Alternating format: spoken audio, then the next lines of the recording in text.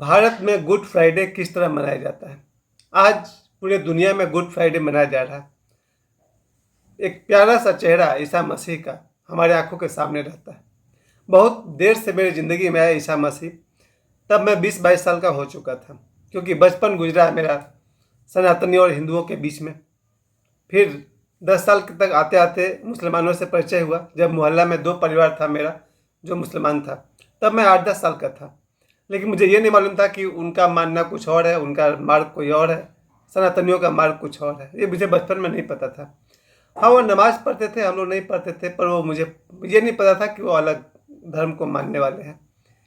जब तक मैं यहाँ रहा, उसके बाद जब हम लोग कॉलेज में गए, तब धीरे धीरे समझ में आया कि ईसा मसीह कौन है।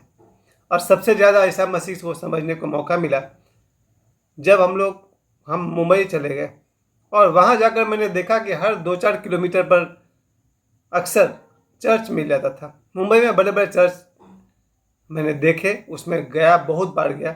सबसे ज़्यादा मैं डॉन बॉस्को चर्च जाता था माटुंगा में। इसके अलावा और भी सेंट मेरी चर्च, और मुंबई में बहुत सारे चर्च मैंने देखे।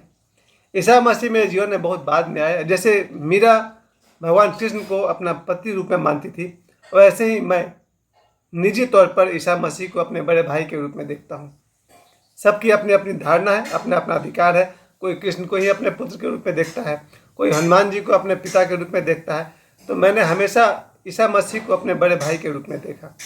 वैसे भी उनके बारे में कहा जाता है सन ऑफ गॉड, ईश्वर के पुत्र, और हम सब भी ईश्वर के पुत्र हैं। तो देखा जाए तो मेरे लिए बड़े भाई के समान है। बहुत ही प्यारा एक सुंदर सा चेहरा हमारे सामने आता है, लेकिन उनको आज ही के दिन, गुड फ्राइडे के दिन, सूली पर चढ़ा दिया गया था। भारत में लगभग 3 करोड़ क्रिश्चियंस हैं, ईसाई हैं, यानी कि 2.3% या 3% के आसपास कह सकते हैं भारत में ईसाई हैं। 140 करोड़ की आबादी में 3 करोड़ ईसाई हैं। लेकिन गुड फ्राइडे के दिन पूरे भारत में छुट्टी दिया जाता है। कभी कभी मुझे लगता है क्या अमेरिका, इंग्लैंड में भी रामनवमी के लिए सरकारी छुट्टी दिया जाता होगा। जैसे भारत में गुड फ्राइडे के लिए सब जगह छुट्टी, स्कूल में छुट्टी, ऑफिस में छुट्टी, और बहुत बड़े बड़े कंपनियों में छुट्टी रहता है। क्या उसी तरह से अमेरिका और इंग्लैंड जैसे देश में जन्माष्टमी के दिन सरकारी छुट्टी रहता होगा? मुझे नहीं पता, क्योंकि मैं इंग्लैंड कभी गया नहीं, अमेरिका कभी गया नहीं। लेकिन भारत की एक खूबसूरती है कि भारत में मात्र 3 करोड़ लोग रहते हैं, लेकिन गुड फ्राइडे के लिए सरकारी छुट्टी होता है। स्कूल में छुट्टी, कॉलेज में छुट्टी, और भी बहुत सारे कंपनियों में छुट्टी रहता है। और आज के दिन को ड्राई डे भी घोषित किया जाता है, यानी कि शराब न खरीद सकते हैं और न बेच सकते हैं। ईसा मसीह को लेकर जब आज सुबह मेरे मन में बात चली कि कैसे मनाए गुड फ्राइडे, तो सुबह सुबह मुझे एक वीडियो मेरे हाथ लगा साध्वी प्रज्ञा ठाकुर सिंह का। आप सभी जानते होंगे, 2019 में बीजेपी से वो खड़ी हुई थी दिग्विजय सिंह के खिलाफ, और 3 लाख से अधिक वोट से वो जीत भी गई थी। तो सुबह सुबह एक वीडियो हाथ लगा साध्वी प्रज्ञा सिंह ठाकुर। उनका मैं एपिसोड देख रहा था आपकी अदालत में, जब रजत शर्मा उनसे बहुत सारे सवाल कर रहे थे और रजत शर्मा को बता रही थी। जिस तरह से साध्वी प्रज्ञा ठाकुर ने बताया कि किस तरह से उनको टॉर्चर किया गया, उनका जो पीठ का हड्डी भी टूट गया है, बैकबोन, रीढ़ का हड्डी, वो व्हील चेयर पर बैठा कर लाया गया। आपकी अदालत जब मैं देख रहा था, व्हील चेयर पर बैठा करके लाया गया है साध्वी प्रज्ञा सिंह को, और उन्होंने बताया किस तरह से उनको पुलिस स्टेशन में टॉर्चर किया गया था। एक जगह पूछते हैं रजत शर्मा कि 1 दिन आपको टॉर्चर किया गया, तो वो बोली नहीं, 24 दिन तक, 13 दिन तक अनधिकार रूप से उनको थाने में रख करके उनकी पिटाई की गई थी। मैं तो कहूँगा कि आपके अदालत में जा करके आप मेरे इस वीडियो को देखने के बाद, या छोड़ दीजिए मेरे वीडियो को, आप लोग आपकी अदालत का एपिसोड देखिए। साध्वी प्रज्ञा ठाकुर, जिस तरह से उनको सताया गया है, सही है या गलत है, ये तो कोर्ट का मामला है। एक महिला को जिस तरह से सताया गया है 24 दिनों तक, उसे देखकर लगता है कि फिर जीसस को भी सताया गया होगा। आज मैं सीधी बात करता हूँ, गुड फ्राइडे के दिन हम लोग, खास करके मैं महसूस करता हूँ कि ईसा मसीह को क्रॉस पर चढ़ाया गया। एक इतने प्यारे से इंसान को, प्यारे से भगवान को, प्यारे से सदगुरु को लोगों ने सूली पर चढ़ा दिया 2000 साल पहले। ज़रूर चढ़ा दिया गया होगा। जब आज से 10-12 साल पहले साध्वी प्रज्ञा ठाकुर के साथ इस तरह से अत्याचार हो सकता है, ईसा मसीह के साथ भी हुआ होगा। तो खैर, मेरा ये निजी राय है कि जो भी सनातनी है एक बार आपकी अदालत सीरियल में जाइए और साध्वी प्रज्ञा ठाकुर वाला इंटरव्यू देखिए जो 50-51 मिनट का इंटरव्यू है। उसको देख करके आपको समझ में आ जाएगा कि जीसस के साथ भी अत्याचार हुआ होगा। 2008 के आसपास में उनको अरेस्ट किया गया था और 9 वर्ष की सज़ा उन्होंने काटी है और मामला अभी तक शायद चल ही रहा है। चलिए, उस पर मुझे क्या कहना है आप लोग खुद ही रजत शर्मा का आपके अदालत देख लीजिए और उनका वो एपिसोड देखिए, साध्वी प्रज्ञा ठाकुर सिंह। इससे देख करके मुझे आज मैंने दिन में कई बार देखा, उन पर रिसर्च भी किया, तब मुझे लगा निश्चित रूप से ईसा मसीह को परेशान किया गया होगा, प्रताड़ित किया गया होगा। जैसे कि हर हम लोग चर्च में देखते हैं उनका क्रॉस लगा हुआ मूर्ति। कैसे इतने प्यारे इंसान को उस जमाने के राजाओं ने शत्रु मान लिया अपना। कहाँ इजराइल के रहने वाले ईसा मसीह। आज उनकी प्रसिद्धि ऐसी कि दुनिया में एक बहुत बड़ा हिस्सा, देखा जाए तो 1/3 वर्ल्ड क्रिश्चियन है। अगर दुनिया में 800 करोड़ लोग हैं तो 200 करोड़ से अधिक लोग तो सिर्फ क्रिश्चियन होंगे। दुनिया में सबसे बड़ी संख्या ईसाइयों की हो गई। उन ईसा मसीह को कैसे सूली पर चढ़ा दिया गया होगा। ईसा मसीह को मानने वाले, ईसा मसीह के जीवन के बारे में आप सब पहले भी बहुत कुछ जानते हैं, मेरे पिछले किसी वीडियो में मैंने बताया भी होगा। ईसा मसीह के बारे में इतना जरूर कर सकता हूँ, एक बहुत ही प्यारी आत्मा, जिनके प्यारे प्यारे उपदेश, उनकी कोई भी बात मैंने अपने जीवन काल में किसी को जीसस से नफरत करते हुए नहीं देखा है। इतना प्यारा उनका छवि है कि मेरे सामने कम से कम मेरा कोई दोस्त, कोई दुश्मन, कोई अजनबी ईसा मसीह के खिलाफ नहीं बोलता है। ये और बात है कि ईसा मसीह के मानने वालों ने बहुत उपद्रव मचाया। ईसा मसीह के मानने वाले जब इस देश पर शासन किए, अंग्रेजों ने जब 200-250 वर्ष शासन किया इस पर, उसमें ईसा मसीह कोई हाथ नहीं है। उस 200-250 वर्ष में अंग्रेजों ने जो कुछ भी किया, उत्पात मचाया, उसके लिए मैं ईसा मसीह को दोष नहीं ठहराता हूँ।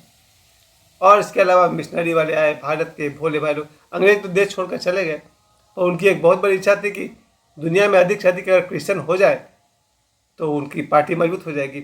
और इसके लिए उन्होंने देश के गरीब भोले भाले लोगों को कन्वर्ट करना शुरू किया। और आज भी शायद 2025 तक कहीं ना कहीं कन्वर्ट करने का धंधा चल रहा है। यानी भोले भाले सनातनियों को, हिंदुओं को, मैं बार बार 2 अलग वर्ड यूज़ करता हूँ, सनातनी और हिंदू, इसको मैं बहुत बार डिफाइन कर चुका हूँ। आप लोग को लगेगा एक ही होता है, मेरे नज़र में 2 होता है। तो बहुत सारे भोले भाले हिंदुओं को, सनातनियों को कन्वर्ट कर दिया जाता है क्रिश्चियन में, थोड़े से पैसे का लालच दे करके, शादी ब्याह का लालच दे करके, नौकरी का लालच दे करके, घर देने का लालच दे करके। मेरे साथ खुद हो चुका है। बांद्रा में हम किसी पार्क में बैठे हुए थे, हैंडबिल लाकर एक आदमी दिया, हैंडबिल हाथ में, छोटा सा पोस्टर टाइप का, उसमें लिखा हुआ था क्या आपको नौकरी चाहिए, क्या आपको शादी करना है, क्या आपको घर चाहिए, तो आप यहाँ आ जाइए। मैं समझ गया वो कन्वर्ट करने वाला ग्रुप है, वो हिंदू से फिर क्रिश्चियन बनाएगा। चलिए, ईसा मसीह का कोई हाथ नहीं है कि भारत में अगर मिशनरी का धंधा इतना फल फूल रहा था, लगभग 3 करोड़ लोग जो क्रिश्चियन यहाँ पर हैं, उनमें से 1 करोड़ तो जरूर रहे होंगे जो हिंदू से कन्वर्ट हुए हैं क्रिश्चियन में। बाकी अंग्रेज आए फिर भारत छोड़कर चले गए, कुछ यहाँ रह गए होंगे, वो अलग बात है, क्योंकि भारत बहुत विशाल है और इसका हृदय भी बहुत विशाल है। ये जो भारत में क्रिश्चियंस रह गए हैं और इनका जो मिशनरी वाला वो धंधा बहुत फला फूला है, 50-100 साल से तो ये लोग कन्वर्ट कर ही रहे हैं और आज भी कहीं ना कहीं कर रहे होंगे। 2025 में भी कोई इंसान थोड़ी बैठा होगा, कहीं ना कहीं कोई पिछड़ा इलाका दिख जाएगा, कहीं कोई गरीब दिख जाएगा, उसको कन्वर्ट कर देंगे। मेरे जान पहचान बहुत लोग दिखते हैं जो बेसिकली हिंदू थे, अब वो क्रिश्चियन धर्म को मानते हैं। खैर, अगर सीधे मैं ईसा मसीह की बात करूं तो मुझे ईसा मसीह से प्यार है। जैसा मैंने आपसे कहा भी, मेरे लिए मेरे बड़े भाई की तरह है, जैसे मीरा के लिए कृष्ण पति की तरह है।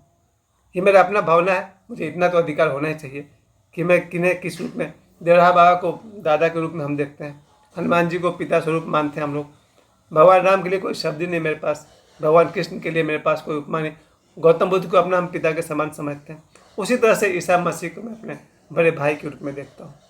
और ये आज जब गुड फ्राइडे का दिन याद आता है तो बस इतना ही याद आता है कि एक प्यारे भोले भाले ईसा मसीह को लोगों ने सूली पर चढ़ा दिया। उसको लेकर के स्वामी राम तीर्थ या ओशो ने या बाद में कई लोगों ने बहुत सारी और बातें बताई, जिसके अनुसार देखा जाए तो जिस ईसा मसीह का भारत से बहुत प्रेम था। और लंबी बात हो जाएगी अगर मैं उस पर बात करने लगूँ तो। आज मुझे यही दिखाई पड़ा कि वो आपकी अदालत में जा कर के वो मैंने साध्वी प्रज्ञा ठाकुर वाला वीडियो देखा, और मैं तो रिकमेंड करूँगा कि एक बार सबको देखना चाहिए। और फिर सारा दिन थोड़ा गमगीन रहा मेरे लिए, क्योंकि 22 साल की उम्र से लेकर के आज तक ईसा मसीह से मेरा प्यार है और प्यार सदा रहेगा। मेरा निजी उनके जितने भी उपदेश, मैं ईसा मसीह के बारे में जितना कुछ भी जानता हूँ ओशो के कारण ही जानता हूँ। ओशो ने अपने प्रवचन में बहुत बहुत सारी उनके बारे में कथाएं कहानियाँ बताई, और ओशो के कारण मुझे ईसा मसीह से प्यार हुआ।